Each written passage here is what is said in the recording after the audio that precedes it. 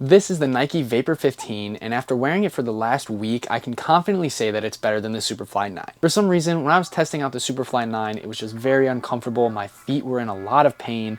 The upper just really felt unresponsive, and I just overall didn't really like them. The Vapor 15 feels like a completely different boot, even though they're exactly the same besides the collar. And I actually enjoyed wearing these, so much so that I might even put them in my current boot rotation. Fun fact, this is the first time that I've actually worn a Vapor since the Vapor 11, so I missed out on everything in between, and I was excited to wear these. However, unboxing these was not as exciting. It's just a normal silver Nike box, and I really am starting to miss those old orange ones. I don't know what it is. It's probably the nostalgia and just opening up all those retro boots in those orange boxes, but I do miss them. And these also do come with their own unique string bag like any elite Nike boot does, so it's always nice that Nike's still doing that. However, do not keep your boots in them after you've worn them, because you can't smell these, but I wouldn't be surprised if you could, because I left these in the drawstring bag instead of taking them to air out, and they are disgusting. But that being said, it's time to get into the full in-depth and on-foot review. As always, we're gonna start with the Soleplate. This FG Soleplate is aggressive, and it's a Mercurial, so that's what it's supposed to be like. I only tested these on turf because it is very cold in Michigan right now, and the ground is hard outside, so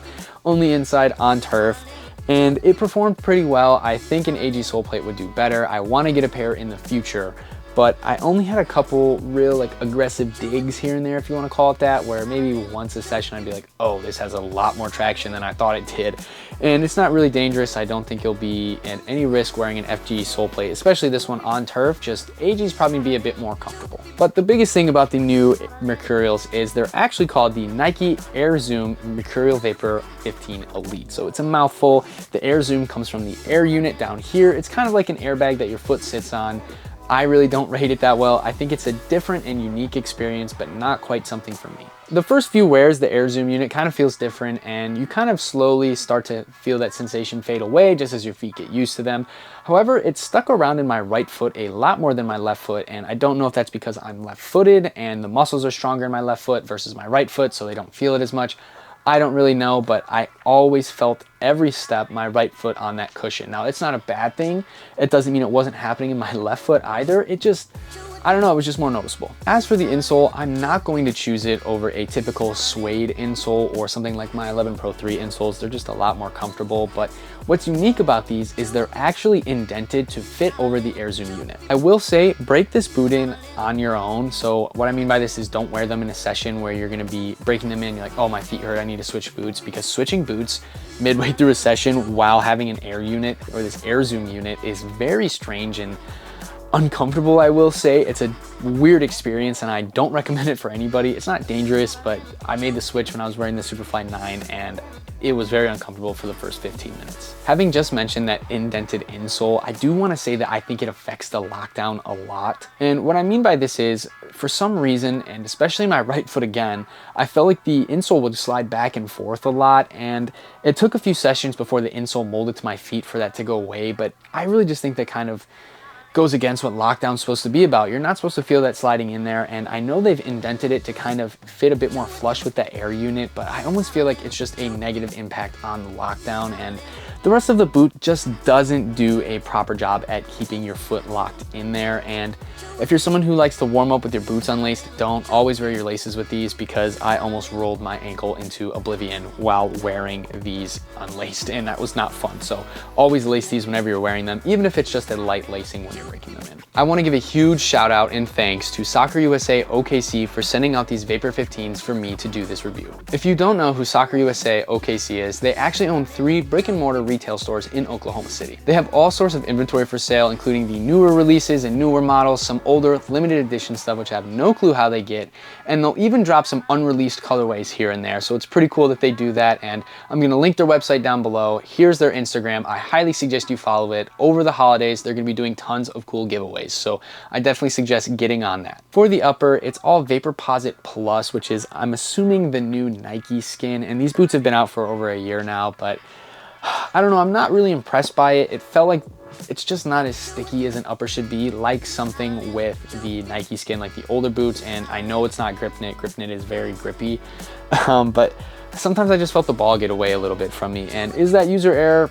Probably. I'm not the best footballer in the world, but you know, leather boots, you sometimes feel like you get a better touch, and strangely enough, I feel like it actually stretches fairly nicely, and I don't think that really was the case for the Superfly 9, and within 2 to 3 sessions, I felt like this boot was kind of broken in and stretched out to my wide feet, so that was cool. The Vapor 15 also has a one-piece knit upper, and it's nothing special. It just feels like every other knit one-piece upper. I've not experienced a boot where that knit is really just groundbreaking, and even with the True Socks Tanachi, it has a 4-layer system. I just recently tested that boot. It just didn't do anything for me. So, you know, normal upper, normal one-piece knit upper, and just an okay Vaporposit Plus upper. I haven't talked about comfort a whole lot, but I just don't think this Airzoom unit really adds an extra factor. It's not uncomfortable and it's not painful, but I feel it a lot more in one foot than I do the other, and it's kind of more off-putting than it is anything else. And this upper, like I said, does stretch. So within 2 to 3 sessions, a few hours, you should see this boot molding to your feet if you have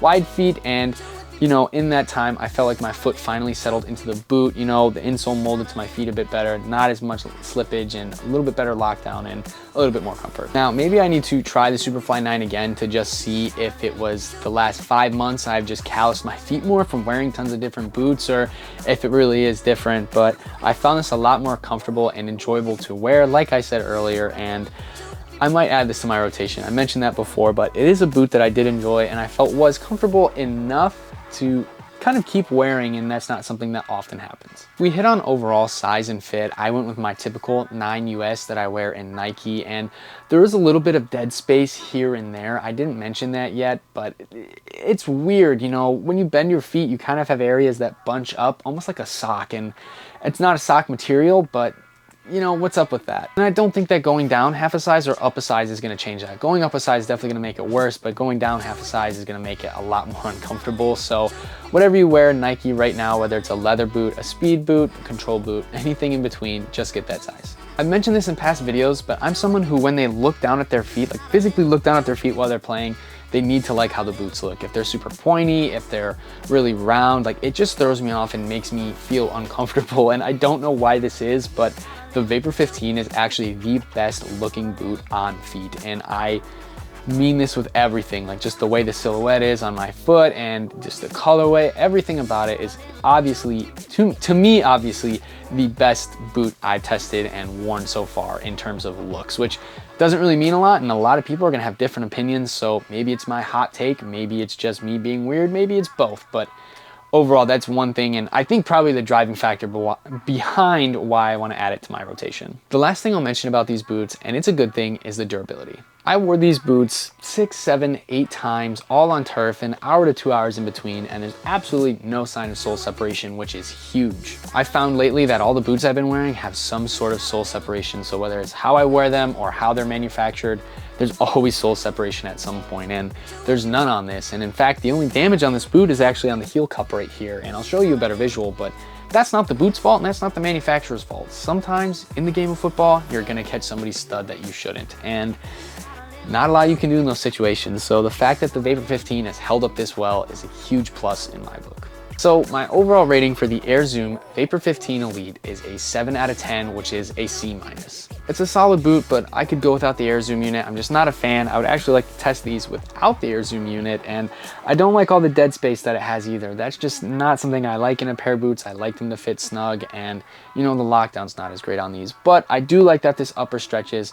They were fairly comfortable. The Soleplate did okay, and I really liked how they look, which is a huge factor. And yeah, 7 out of 10, I feel like that's a very honest rating. That's all I have for you guys today. If you like football boot reviews, facts, history, anything like that, make sure to check out our channel and see all the videos that we have available. And with that, I will see you guys in the next review.